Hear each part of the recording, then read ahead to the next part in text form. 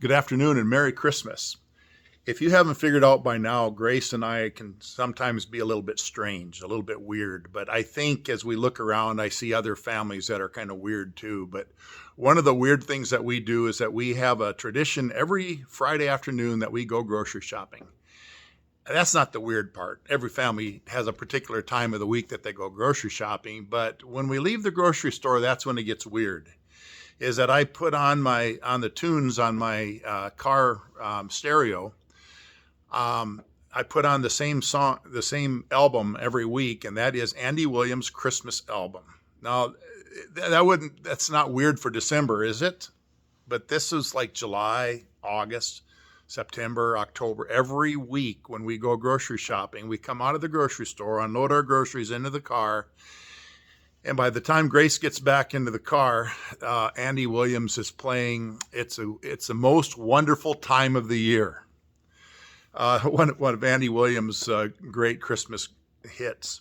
Well, anyhow, Grace grew up with Andy Williams being played on their family stereo. I grew up with Andy Williams being played on our stereo in my home.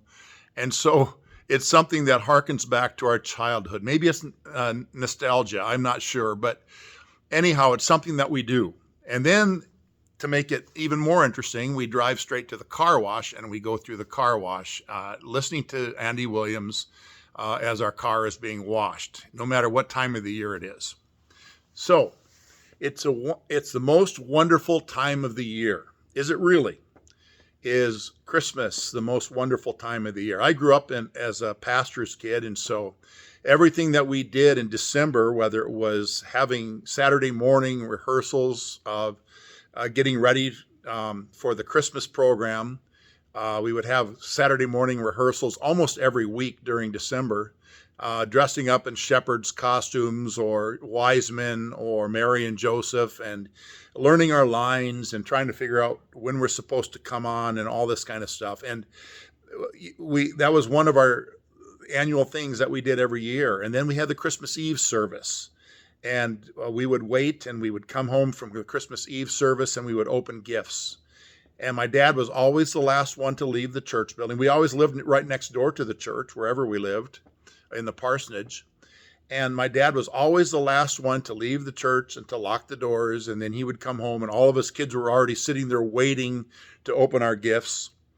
And just about the time we're ready to tear into our gifts, my dad would sit down and he would say, "It's time for us to read the Christmas story." And so we sat down, we began to read Luke chapter 2, verses 1 through 19. Wonderful passage that just most of us have it almost memorized. It's a story of Mary and Joseph going to Bethlehem, where Jesus was born. Christmas traditions are great, but it's not always the most wonderful time of the year for a lot of people. It's a difficult time for some. It's a tragic time for some. We had one lady in one of my previous congregations whose son was killed in a tragic car accident on Christmas Eve. And every year she stayed home from the Christmas Eve service. She could not bring herself to go and to sing those carols. She was still so heartbroken about the loss of her son.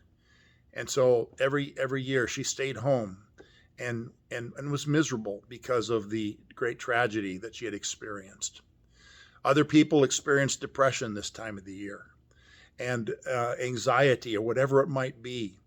Most of us, no matter what, as we celebrate Christmas, are overworked, are overstressed because there's so much to do in preparation for the holidays. I want to wish you the best Christmas ever.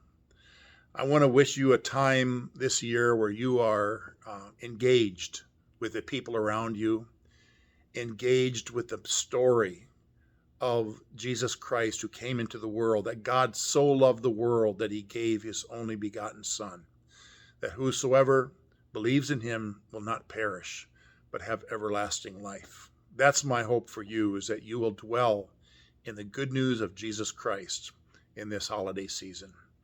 Go in God's peace.